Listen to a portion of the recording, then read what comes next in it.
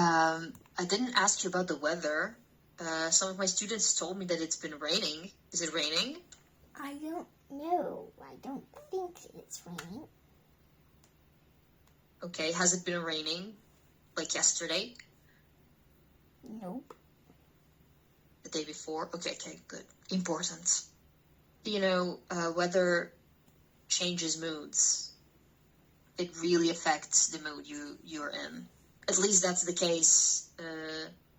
That's my case and the case of the people that I know. Alrighty, right. Today I'm drinking this iced coffee with 2 straws. Okay.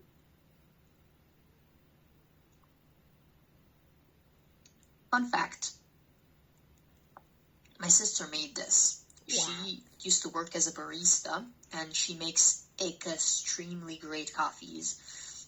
I know you don't drink coffee, but if you ever decide to, start with sweet ones, because they're not really great unsweetened. I mean, just the taste of coffee without it. Just a suggestion, you don't have to. But since we're talking about caffeine, you're probably not going to consume it yet. Okay. Are you feeling tired? It's 8 p.m. over there. Yeah, it is. So I'm feeling just fine. Thank you for asking. Good. You're welcome. I love to take care, as much as I can, of the well-being of my students. Okay. All right. Do you already plan your next visit, to Universal? No, we're going to a museum. Oh, cool. Museum of? Hey, that's a bug. Okay, so, a museum of what happened, like a trillion years before humans lived. It's basically about dinosaurs, I guess. Oh. And, stuff that lived with the dinosaurs, or stuff that lived before the dinosaurs, Yes. or how the dinosaurs existed. Wow. That's very cool. I'm looking forward to listening to your recap about the museum visits. All right. We will shift our focus back to avoiding falling into lexical traps. You know that you will probably encounter some traps on these tests. There's a high probability that you will. Oh. You can recognize them because they usually use very, very opposite phrases and words that usually don't go well with each other. We read this paragraph just before class has ended. Why is this paragraph a trap? It's a trap Like the bait. because it introduces economics, climate change, and agriculture. Are you familiar with all three? Except for agriculture. Agriculture is the crops we were talking about. Okay, then, Just think of people that are farmers and what they produce. We call that agriculture. alright. Then now I'm familiar with all of them. Perfect. Well, this paragraph fails because, not just because it introduces this, but it uses these words. However, it talks about something else. So yes, essentially, you're correct. You know that this text is strictly about human biology and psychology. This trap here, well, we don't really talk about this, do we? Yes, we only talk about caffeine and moderation. Perfect. That's exactly it. this is called a lexical trap, as I said. They give you the right words, but the completely wrong logic. Before inserting any paragraph, what single question must you ask yourself about the scope of the article? To translate this question, how can you recognize this pattern? How do you recognize that something is wrong with a paragraph?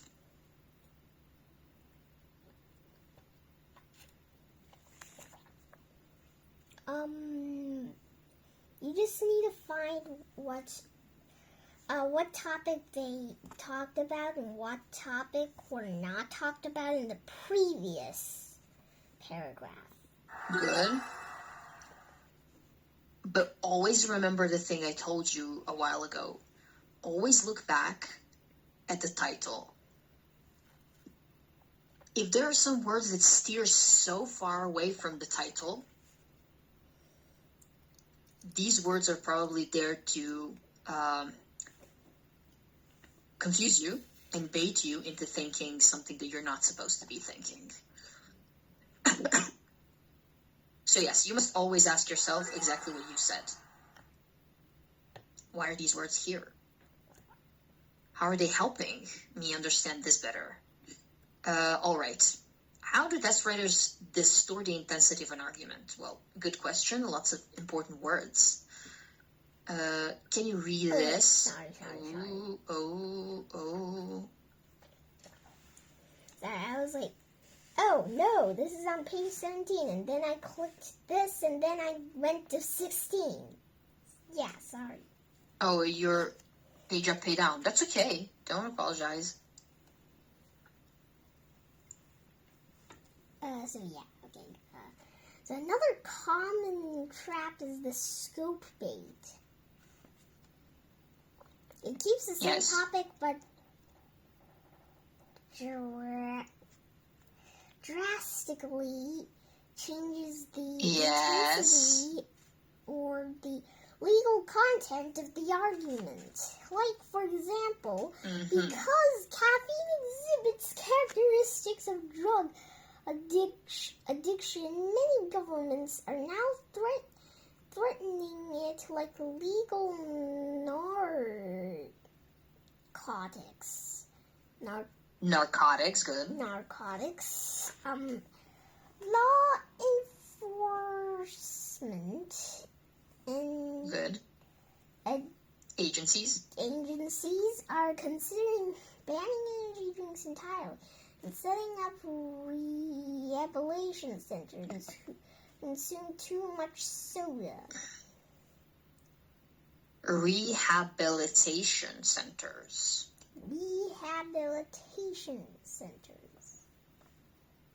Right. Yes, there's a short version of this, and that is rehab. Okay. Oh, wow. I used the invisible, pardon? The invisible what? Oh. Okay. The invisible ink. Okay. You mean like what? The invisible ink, yes.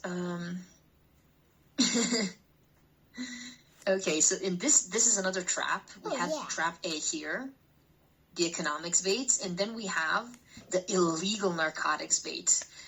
Why does this paragraph fail? This paragraph fails because it literally talks about the bad side of caffeine, and it doesn't even introduce anything about it. Well, anything about the moderation thingy. Plus, it's talking about government, and I don't think that's supposed to be what's going on here. Okay, I see your point. Very valid point. Look at this here. Why this paragraph fails? While the main text discusses, yes, drug addiction and heavy users. No, what happened? I don't know what happened either. Just wait. Oh wait, no. Here we are. There you go. All right. While the main Text discusses drug addiction in heavy users. It clearly states the effects are mild and that overuse tends to stop itself. As you said, this paragraph exaggerates this a lot. So this paragraph says, it's so bad, you're dying. There's rehab. You know, it's extreme. That's why it fails. So you need to look at the scale of intensity of the paragraph. So is it not intense at all? Is it normally intense as it usually is? Or is it so intense that it doesn't even make any sense?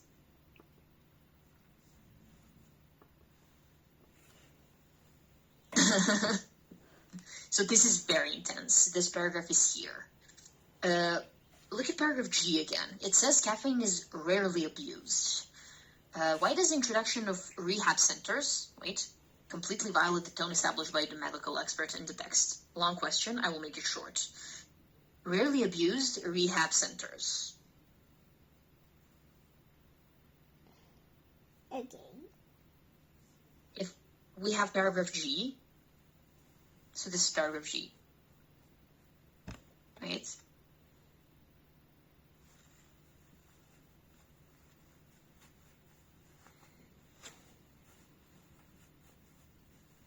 And here we have, why does the introduction of rehab centers in this imaginary paragraph, in this bait paragraph, violates this? Like, is this against the tone of the paragraph G? Yeah, it is against it. Yeah.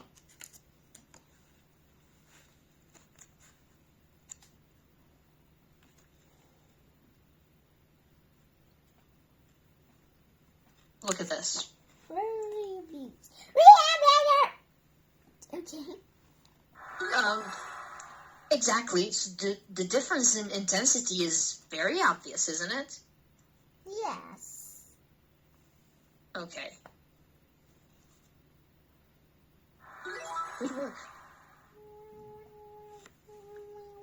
Okay, we have a puzzle here to solve. Oh my god, we just talked about scavenger hunts and escape rooms, and now we have a puzzle. Amazing. First of all, do you like puzzles?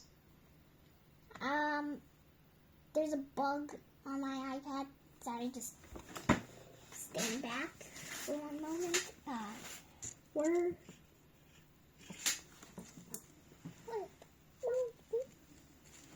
it go? It just hid. I'm hiding. Oh, okay, so, yeah, the bug got away again, so, I know that. I actually know who that bug is. That bug is either the bug I killed last night or the bug that has been disturbing me ever since, like, last class. It was just flying around and doing maniac stuff. What? Is a bug that flies? Yeah, it's a bug that flies. It's a fruit fly or something. Oh, are you scared? Or just annoyed? I'm just annoyed, and, so I didn't tell you this, but recently our house is invaded with these things. Like, once when I was eating my mom's ramen, I was like, gosh, Mom, there's a dead bug, there's a dead fruit fly in the ramen. So we scooped it out and nothing really happened. I didn't get a disease. I didn't inhale bugs. But you know, there's also plenty of those things outside in the living room, and that's where I eat. And sometimes when I come and eat dinner late, I would just find out that there's just bugs flying all over the place, and it's just sometimes. And sometimes, when I am eating breakfast, the bugs would immediately get attracted to my milk and fly over there and wants to take a taste. But as we all know, the bugs are dumb and they don't know that if they taste it, they would just literally fall in and drown. And that's what usually Exactly. happens if they did get a sip. Yes, exactly. Well, sorry about the infestation. It did happen to me once when I had a fruit bowl on my table in my living room, right? And I got rid of it because that was the source. They were just keep coming back to the fruit bowl. Also, not just the fruit bowls, but I also had some plants that they like to reside on. They like to sleep there and to eat.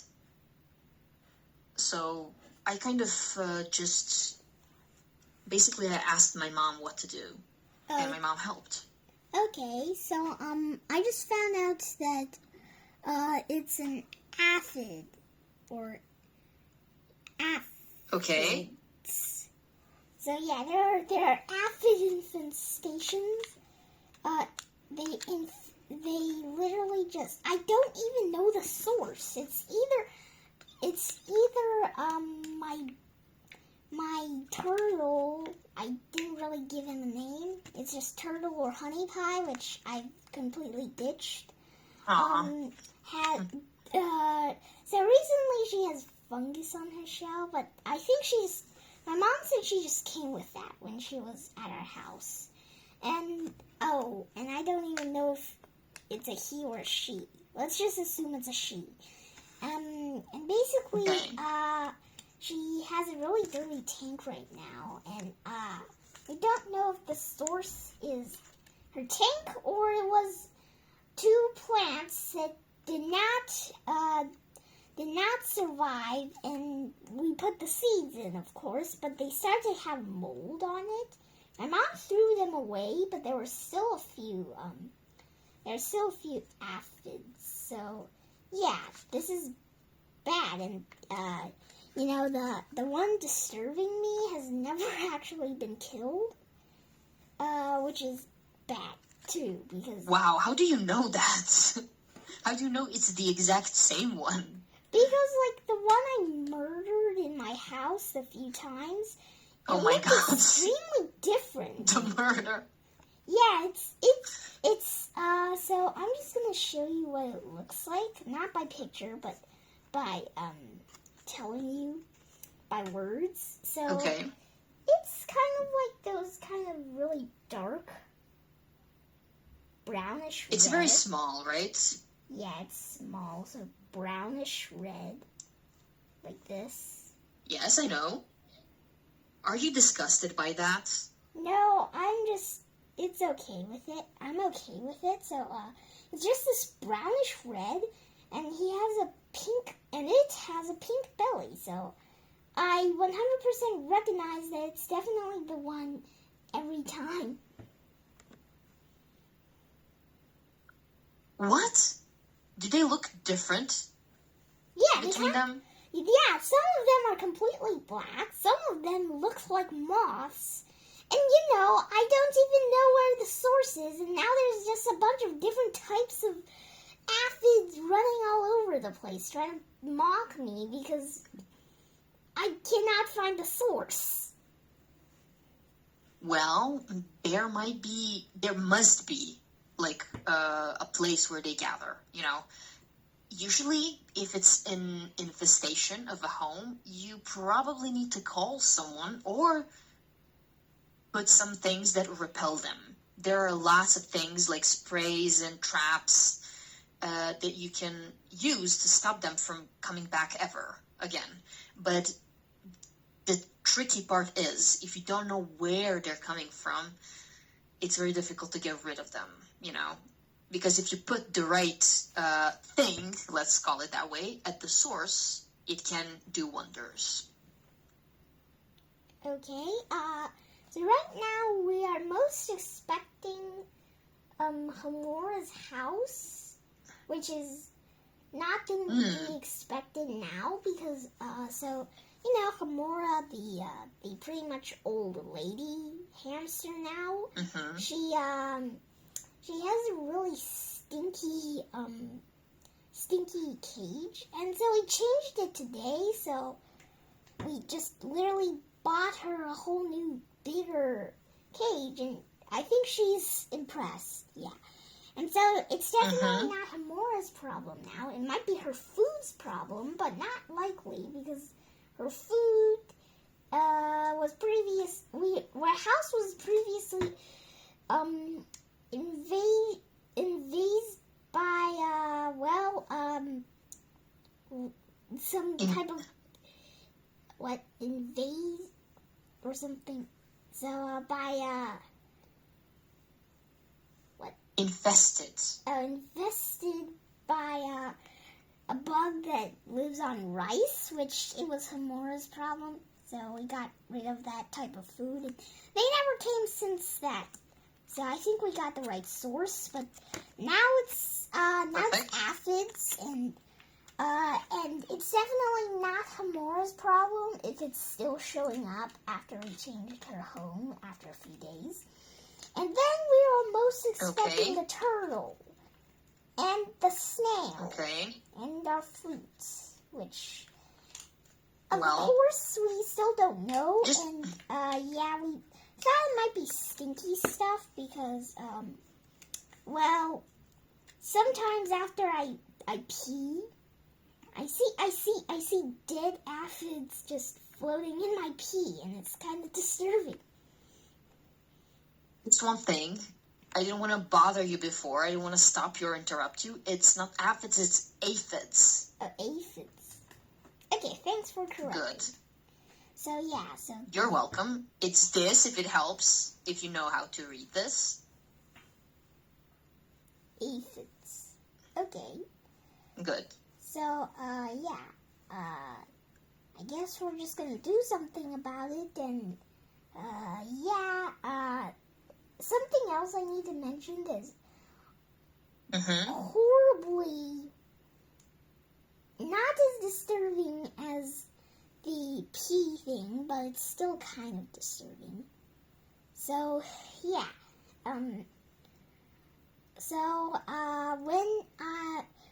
sometimes when I am lying on my bed, I like to sleep sometimes when I'm tired, and I would just lie on my bed. Normal. Yeah. Okay. And basically I would hear buzzing sounds, and then the buzzing sounds would be like, first it's not as loud, then it becomes really loud. Yeah, I know that. Yeah, it's just like the aphids are passing by my ears, which is not as disturbing, but it's still disturbing, not in the way this thing is about. It's disturbing because it would just wake you up in the middle of the night. Yes. I think my mom had that problem because she has millions of plants in her house. And they're literally just attracted to plants. That's what they feed on and where they live. So maybe look into plants. If I were you, I would look into plants because that's their habitat, their natural habitat. Just take a look. Or, I don't know, I'm not very good at that. I just can tell you what happened to my mom. Okay. Hopefully you can get rid of them soon. Also, I don't know if I mentioned this, it was my mom's birthday, and we surprised her. We got her a phone, and she was very happy. Oh, yay. Okay. I'm glad that we both chose white for today's class. Very cool of us to wear matching this is t-shirts. This is blue. What? That's blue? I can't see that. This is baby blue. Oh, it is blue. Because of the light, I can't tell. It looks the same as my t-shirt. But now I can see it when it's a little darker, when you're in the shade. Yeah. Okay. It seems that we talked about aphids a lot, and we're gonna continue from this point in the next class. So let's consider that we finished on page 18, okay? Okay, so see you. That's Have a beautiful evening. yeah. You too. So this is the eye that fell off blue. Yeah. Oh, yeah. I am reattaching it, but I didn't use glue. Yeah, you should. Yeah. Yeah, you should. Yeah. Okay. So. Well, thank you so much for today. I hope you at least had some fun and enjoyed. Goodbye and see you next time. Okay. See you next time. Bye. Bye bye.